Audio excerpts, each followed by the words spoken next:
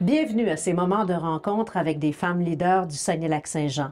Celle que nous découvrirons aujourd'hui est petite physiquement, mais son bagage académique et d'expérience est immense. Son expertise s'étend du domaine de la législation sur le plan fédéral à Santé Canada jusqu'à celui de la santé mentale au CIUS du Saguenay-Lac-Saint-Jean. Cette gestionnaire formée en droit et en relations industrielles, qui se démarque par sa vision collaborative, œuvre maintenant dans le domaine de la formation. J'accueille la directrice du service continu et des centres hors campus de Sept-Îles, Saint-Félicien et Alma de l'Université du Québec à Chicoutimi, Guylaine Malaison. Bonjour Guylaine. Bonjour. Guylaine, j'aimerais qu'on commence par ton cheminement professionnel. Ton parcours, il est vraiment atypique et vraiment, il témoigne d'une grande diversité de professions. On le dit, santé mentale, législation. Quel a été le lien entre les différentes missions que tu as accomplies? Bien, je dirais en fait que même si ça semble peut-être justement atypique, tous les emplois que j'ai occupés m'ont propulsé beaucoup plus loin, toujours, et beaucoup plus proche de mon idéal. Au début de ma carrière, là, il y a eu quelque chose qui a rapidement émergé là, dans mon parcours professionnel. Ça a été de me dire, moi, je veux vraiment être toujours passionnée par mon travail. Je suis quelqu'un qui s'investit beaucoup dans mon travail, qui veut s'y réaliser, puis d'avoir toujours l'impression de contribuer au niveau d'une cause ou au niveau des personnes dans les organisations dans lesquelles je chemine. Donc, c'est sûr que tous ces emplois-là, dans tous ces corps de travail-là ou types de profession que j'ai occupés, j'ai vraiment beaucoup appris à me connaître. Ça a été une première chose. Et de voir ce que j'aime, ce que j'aime pas, et qu'est-ce qui ferait en sorte que je me rapprocherais tranquillement, pas vite, de mon idéal. Donc, il n'y a pas tant de hasard, je dirais, dans mon parcours professionnel. Puis, je l'explique là, quand même assez facilement parce que je ne crois pas que j'aurais le poste que j'ai aujourd'hui si je n'avais pas travaillé dans le réseau de la santé. Et je ne crois pas que j'aurais eu non plus le poste dans le réseau de la santé si je n'avais pas travaillé à Santé Canada. Donc, ce sont les valeurs qui lient tout ça et la passion de faire une différence. Oui, les valeurs, ça, c'est vraiment important pour moi. Là. Tous les changements que j'ai faits dans ma vie, c'était vraiment important pour moi que ça soit basé sur mes valeurs personnelles et professionnelles, dont de me réaliser et d'être heureuse dans ce que je faisais. Donc, c'est sûr que quand j'ai commencé à Santé Canada, j'ai rapidement pris de l'expérience. J'ai été dans des postes plus d'agent de programme, au niveau législatif, au niveau même plus stratégique. Ça m'a amené un énorme bagage sur ce qu'est la santé au Canada. Donc, j'ai occupé différents postes. Et là, moi, je me trouvais loin du terrain. Je me trouvais loin des gens. Donc, le lien vers le réseau de la santé a été à ce moment-là.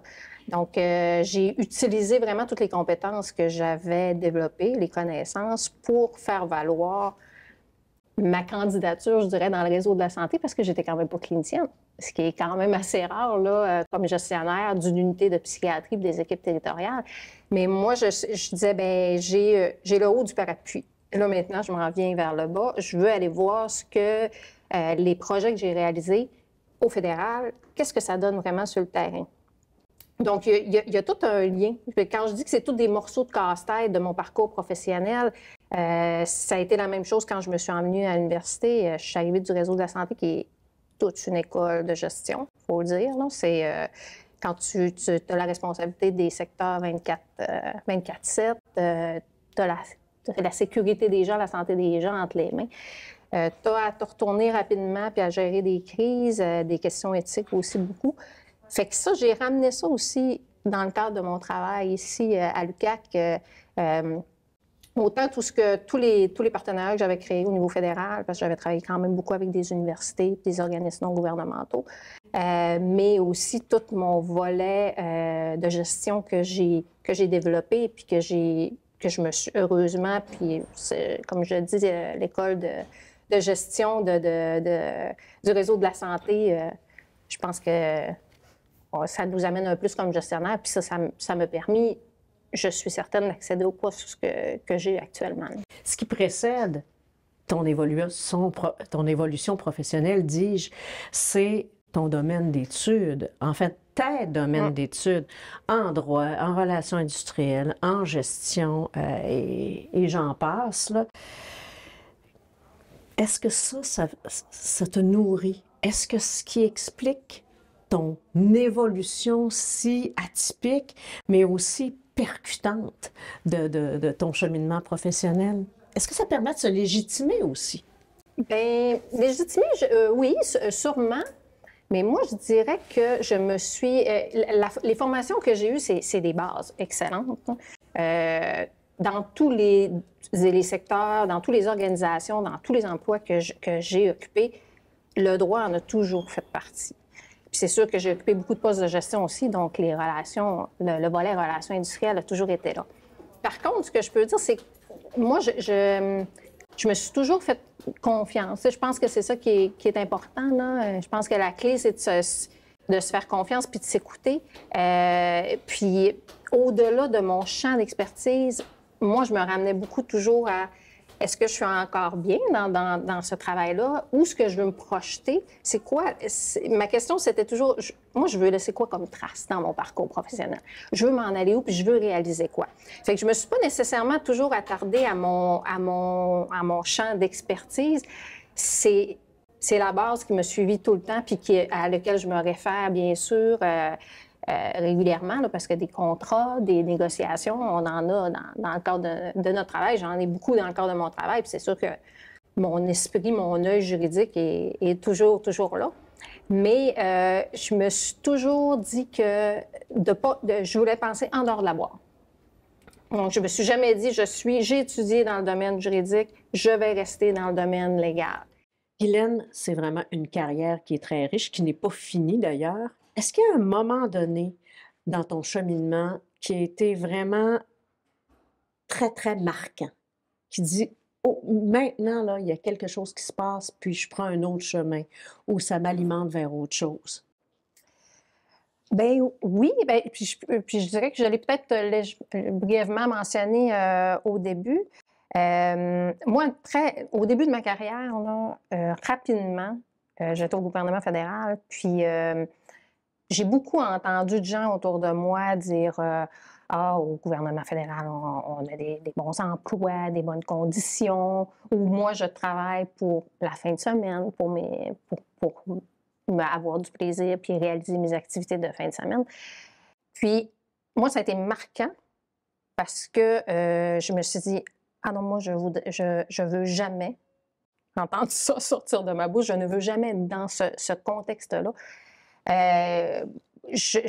Moi, ce qui était important, c'est de me réaliser tout au long de ma carrière.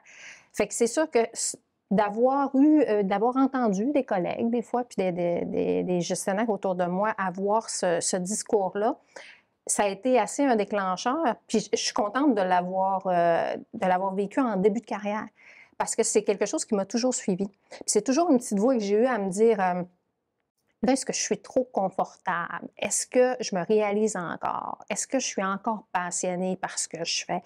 Est-ce qu'il y a encore du développement possible? Et là, cette petite voix-là m'a toujours permis d'avoir le courage de faire des choix puis de me dire, bien maintenant, je pense que j'ai réalisé ce que j'avais à réaliser dans cette organisation-là.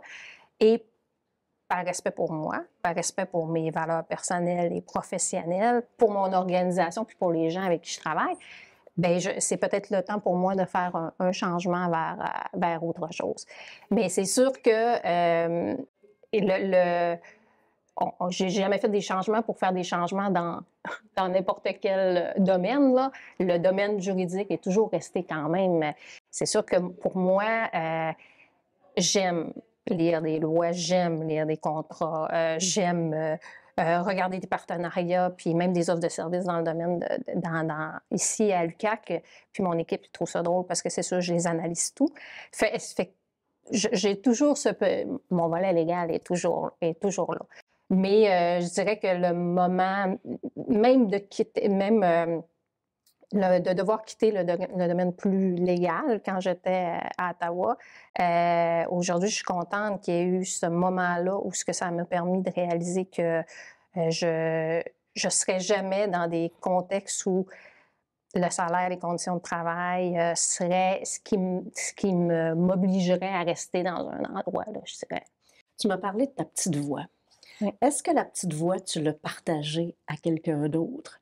Quand on évolue dans des postes de gestion à haut niveau comme tu le fais, est-ce que tu partages avec ta famille, avec un mentor?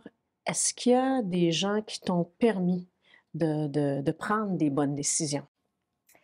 Ben oui, c'est sûr. Moi, je dirais que j'ai eu plein de super êtres humains dans mon parcours professionnel, puis qui m'ont tous nourri et avec lesquels, des fois, j'ai discuté de cette petite voie-là, puis qui m'ont encouragée aussi à la suivre puis à poursuivre mon chemin, même si des fois, on me disait, mon Dieu, quitter un emploi au gouvernement, et sécurité d'emploi comme j'avais au gouvernement, puis même dans le réseau de la santé, j'avais quand même beaucoup de gens autour de moi qui me disaient « ça n'a pas de bon sens, tu peux pas quitter des sécurités comme ça ».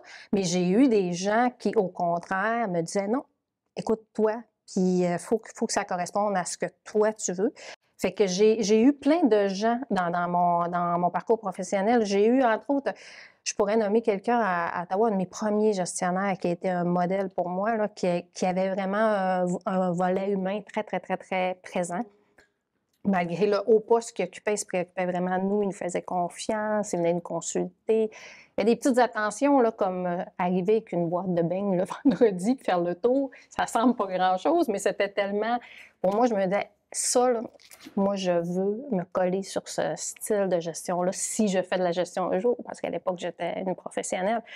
Fait que cette personne-là m'a beaucoup marquée. Puis lui, il avait un parcours aussi. Il avait quitté l'armée pour rentrer au niveau du gouvernement. Puis il a sorti aussi de son emploi au fédéral. Puis on a eu encore des contacts. Puis ça a été peut-être même la petite voix que j'ai dans ma tête, cette personne-là, parce qu'il faisait des choix pour lui. Il faisait des choix pour sa carrière. Fait que c'est sûr que j'ai eu plein de personnes comme ça. Puis dans le réseau de la santé... j'ai côtoyé des êtres humains incroyables, des intervenants, des familles.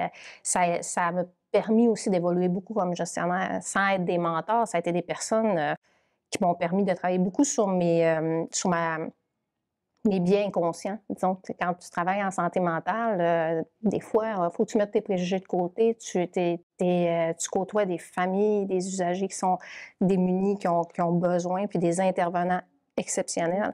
Fait que ça a tous été, je pense, des personnes qui ont fait en sorte que je suis, j'espère, une meilleure personne aujourd'hui puis une meilleure gestionnaire.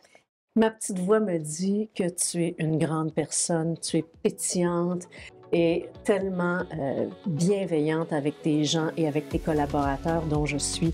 Merci beaucoup, Guylaine Malaison. Merci.